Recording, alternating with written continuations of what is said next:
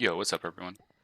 I figured I would do this because my comment got a decent amount of likes, and I said I would just make a quick video discussing the builds you'll be running at the start of Dragonflight.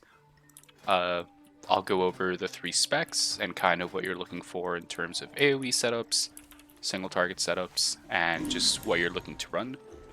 Quick disclaimer, all of this is subject to change. If Blizzard decides to suddenly nerf Nether Portal by 40%, then Nether Portal is no longer the build you're going to run. I will try my best to keep this video updated by maybe pinning a comment with the relevant talent setup, something like that, right, in case any changes do go through, but please just keep that in mind. This is as of right now, right, and tuning is probably still going to happen, so we just have to see how things are going to play out. Alright, so very quickly, we're going to go over this class tree before we discuss any spec stuff. The class tree is very simple. These are kind of like points you just need: Demon Skin, Fell Armor, Fortitude, Wrathful Minion, Embrace, Inspiration, so you're kind of forced to path this way. You kind of always want to take Gateway, Sweet Souls, a strong Dark Pact, Frequent Donor. Strength of Will, 99% of the times is what you take. Lifeblood versus Accrued Vitality just depends how actively you're drain lifing. Sorry I'm going a little fast, it's just the class tree does not have much complexity to it. Lastly, these points right here, I think Soulburn is probably our best capstone, it's just very useful. And then in single target encounters, honestly 99% of the time you'll just take this Eye, because Summon Jailer it just kind of sucks. And that's about it for the class tree. It's very simple. You have these points right here, like Shadow Fury can be dropped, you can pick Fiendish Stride. You take Banish if it needs a greater Banish as well to affect undeads for like Shadow Burial Grounds, but this is kind of the setup you're going to go with for the most part. Alright, so for Demonology single target, there's actually a lot of builds, like I'm not going to say viable, but there are a lot of, well, actually, yeah, let's say viable. There's a lot of viable builds for Demonology single target. You could play like this huge, demon build where you're just summoning like Vile Fiend, Felguard, and just Tyranting every minute. You can play a Demon Bolt focus build by taking Bale Spider Core, or now called Fel Covenant, and sack souls and just build these massive Power Siphon window Demon Bolts that can crit for a lot. Or you could play this Nether Portal build right here that I'm showing you. This build has been performing the best so far. It has an insanely strong 3-minute profile. It's probably one of the highest burst classes on a Lust opener. Probably the best PI target in the game right now. It is 3 minutes, so priests are going to hate you, but I mean, at least on opener, it's probably the best PI target. And the entire concept of this playstyle is you have a 1-minute Tyrant and you have a 3-minute Nether Portal. So obviously, you open with a Tyrant Nether Portal, and then you're going to Tyrant once outside of that, and then your Nether Portal Tyrant will be up again. So every other Tyrant will involve a Nether Portal, every 2 other Tyrants. And then very standard Tyrant stuff, GFG, Vile Fiend, kind of like what we've been doing in Shadowlands, and Demonic Strength, just because it does a buttload of damage. The concept of this build is you are going to kind of Tyrant mid-Nether Portal. So basically, you're going to start your Nether Portal, right? You would Vile Fiend or Felguard first in your Nether Portal, into a Vile Fiend, into a Dogs, into a Hodge, Shadowbolt Hodge. And when you're kind of like 5 seconds left of your Nether Portal, 7 to 5 seconds, you'll rip a Tyrant, and you'll just dump your shards inside your Tyrant window, hope for some procs, and then just continue the spender builder of 1 shard spend, 1 shard build. And at the very end of your Nether Portal, you get this big ass Pit Lord that just does a shit ton of damage. Keep in mind, Tyrant does not buff Pit Lord, which is why we want a Tyrant in the middle of our Nether Portal cast to get the 5 shards, to get extra demons to spawn from Nerzul's Volition and the actual Nether Portal spell itself. In my opinion, this is probably the best single target profile that Warlocks will bring in Dragonflight. So if you're looking to go into Raid Week 1 with no, logs or data or anything to look at, I think it's a very safe bet to go ahead and play this setup. However, I really, really implore you, like, hit a dummy for a bit, like 30 minutes or something, just to get the cadence of the opener for the spec, because it does have a little bit of nuance to it. And keep in mind that movement fucks up your opener a lot, so try your best to plant your feet for the first 20 or 30 seconds of a fight. Obviously, you can't always do that, but this is one of the limitations of this playstyle. Is it's just very demanding on you just standing still and being very efficient inside your nether portal window. Alright, so I've already made a kind of AoE guide for Demonology, so I'm not going to go too much into the rotation, but just a very quick glance at what what talents you're going to run for Demonology and AoE. You're going to want Guillotine as your capstone and Wilfred's, and as much as I dislike Guillotine, it's still by far your best option. I tried doing a key with Nether Portal, and it's just so hard to set up. It's so hard to make work. There's just constant movement in these dungeons with swirlies. And B, you're summoning this like gigantic single target monster, but that's not really the damage profile you need in him, plus like 99% of the time. And it comes with a hefty 3-minute cooldown. So I think you're still looking to get Guillotine, you're still looking to get Wolfrid's. Outside of that, there isn't much like weirdness with this, right? You can drop a demonic calling point to pick up Felguard. You could potentially go Power Siphon instead of Shadow's Bite. I've done that in some keys. I like Power Siphon, but it's something you have to actively be thinking about. Because if you're not using it, then it's kind of just a talent. So if you're someone that's actively thinking about Power Siphon, it's definitely worth taking Power Siphon over Shadow Bite, in my opinion. But Shadow Bite is just welcomed free passive damage. There isn't much to say about Demonology AOE, like in a very brief summary. It's basically what Shadowlands Demonology was, except Imp Gang Boss means you are imploding a lot more, and you're trying to implode when the target has Felsunder and from the Shadow's debuff on them to get maximum damage out of your implosion damage. It's important to remember, I guess, not remember, just say, Infernal Command does not buff implosion. Just like a side note for anyone wondering, it's still really strong, but it does not actively buff your implosion damage. We're going to start off with Affliction's single target setup, which got buffed, right? Over, I think this was like a week ago now or something. They buffed Dread Touch and Doom Blossom, and it's important to know, I think Doom Blossom will have some place in raids specifically. I don't think it'll really be touched in M+, but there will be raid fights where you're still hitting the boss or a very high priority, high health target, but there's going to be these ads around that target that still need to die.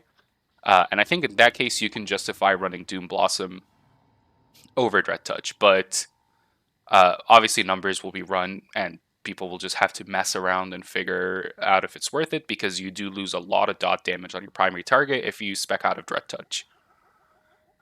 Aside from that, I think Affliction is probably the most fun spec to play. There's just a lot of min-max potential with how you play the spec. You're worrying about Dread Touch uptime, you're worrying about refreshing your 5 dots in their pandemic windows, you're worrying about consuming Nightfall procs, you're worrying about Haunt uptime, you're worrying about, soul tapping, you're worried about inevitable demise, you're looking at your 45-second windows for PS. Like, it's a very active spec, it's a very fun spec. Unfortunately, it is just undertuned at the moment. The numbers just aren't there. It is not even close to competing with Demonology or Destruction in single targets. That could change. I'm hoping that will change, because in my opinion, this is by far the most fun spec. But yeah, this is what a very pure single target setup will look like for rating for Affliction. Alright, as for AoE for Affliction, some of you might know that they actually nerfed Decaying Soul Satchel, or it's now called Dark Harvest.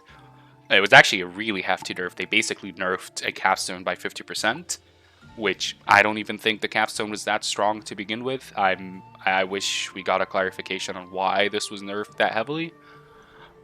So in my opinion, that does shift us away from the Soul Rot, Soul Eater's Gluttony DSS playstyle and shifts us to a Haunted Soul playstyle. Even though these points do suck, like Seized Vitality is probably one of the worst near-end talents in the game, I think Haunted Soul is worth it, especially as you go up in key level. I will emphasize this, if you're doing very early keys or you're doing M0s, you probably don't want to play Affliction. Soulflame might be useful, but it is capped, like it's soft capped to 8 targets now. So it's probably going to do a lot less in these low keys for you, but Affliction will just suffer in low keys. It always has and it always will.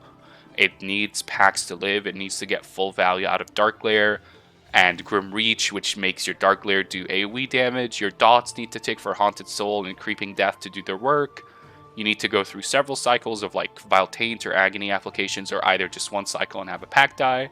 So in other words, like very early on into the expansion, when you're still doing like M7s and M5s, I think you're way better off playing Demonology or Destruction. But if you're just someone that enjoys Affliction, fair enough.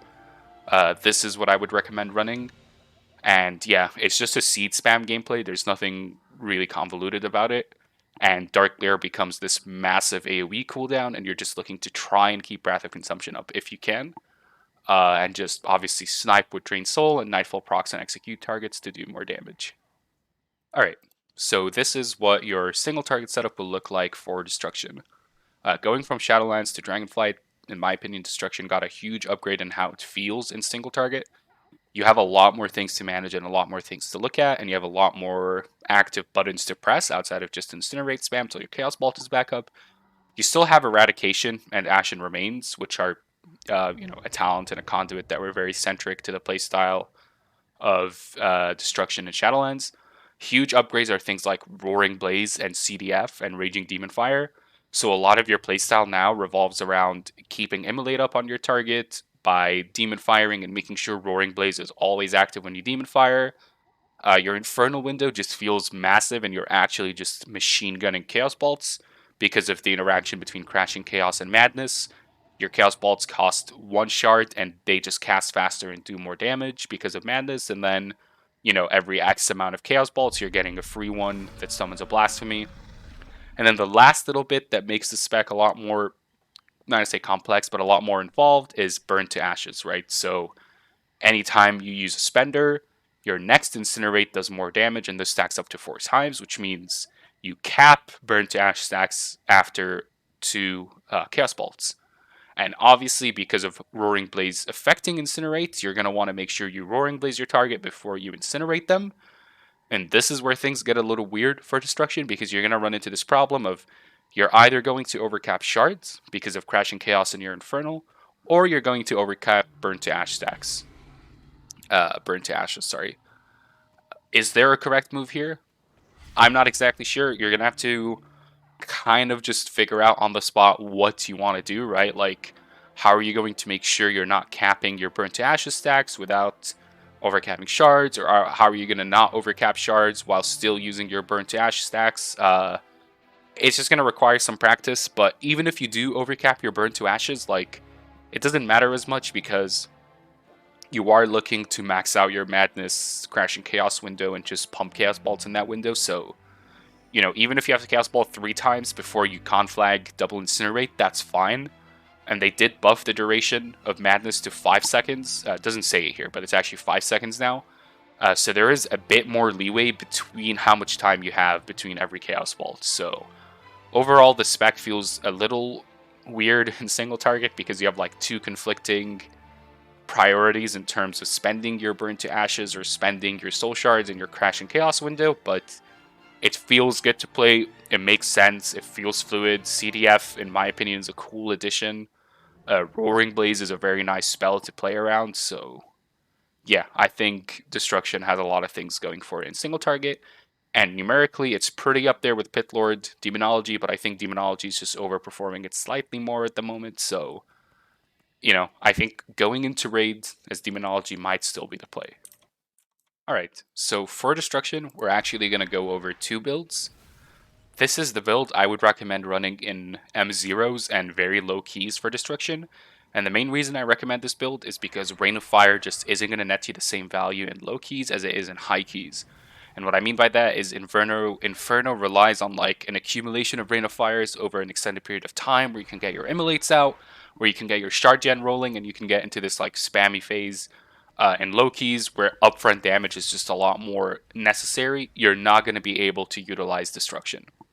So for those low keys, I recommend running Cataclysm and CDF, and just, you'll have Cataclysm up every pack, you'll be able to CDF the pack, extend those Immolates, still get some Rain of Fires out, and Roaring Blaze will help increase your CDF damage on those targets. And you'll still play with a, roughly like a minute and a half Infernal. You'll still have your 4-piece. So in low keys, I think this is going to perform a lot better than it will in high keys. You can swap Pandemonium with Cry Havoc, by the way. Like, if you're doing a low count dungeon where every pull is like 4 mobs or less, then Cry Havoc can really help you in AoE because you can Cataclysm, Havoc, and then just spam Chaos Bolts, and your Chaos Bolts will explode for AoE damage. Doesn't do like an insane amount of damage, but it's something. It like helps fuel that Chaos Bolt in AoE playstyle.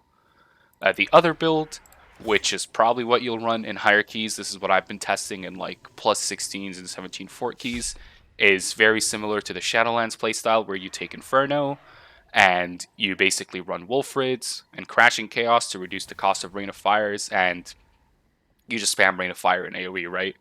There isn't much to say about this build. The biggest difference between this build and Shadowlands and Dragonflight, in my opinion, is your single target is a lot stronger in Dragonflight as a Destruction Warlock, and your AoE is obviously significantly weaker. This is fun to play. It was a lot more fun than I thought it would be, probably because Crashing Chaos is just such a nice addition to Infernal. But it is weaker than Demonology in AoE, so this will come down to, just what you enjoy, right? Okay, so closing remarks very quick. We've covered the single target setups for the specs, their AoE setups, and kind of like how the class tree is going to shape up. And obviously, as I said before, tuning can change every single thing that we showed. Every playstyle that we showed is dependent on tuning that is probably to come.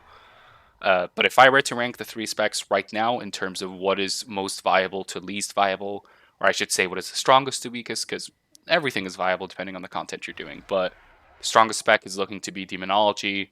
Destruction's somewhere in the middle, but I think Affliction will be better in some fights, and then on most scenarios, Affliction sadly is just lagging a bit behind, especially in the single target department. Demonology is just looking to be an absolute monster. Like, its cleave potential is insane, especially with how strong demonic strength is now, and Imp Gang Boss just refunding imps on implosions, and its single target with Nether Portal is also insane. It just doesn't fall off as hard. Like, it's a 3-minute class, but it also has 1-minute tyrants in between.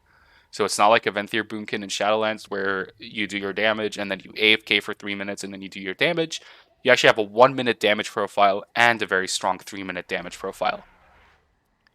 So yeah, these are, in my opinion, what you're going to end up playing like for the first week or so until we get a more, definite picture of how Warlock is shaping up and how the boss fights are shaping up and what damage patterns are needed and so on and so forth. But I hope you enjoyed this video. I hope it helped in any way, or at least, helped anyone out there. So yeah, enjoy Dragonfly, obviously. I hope it's a great expansion.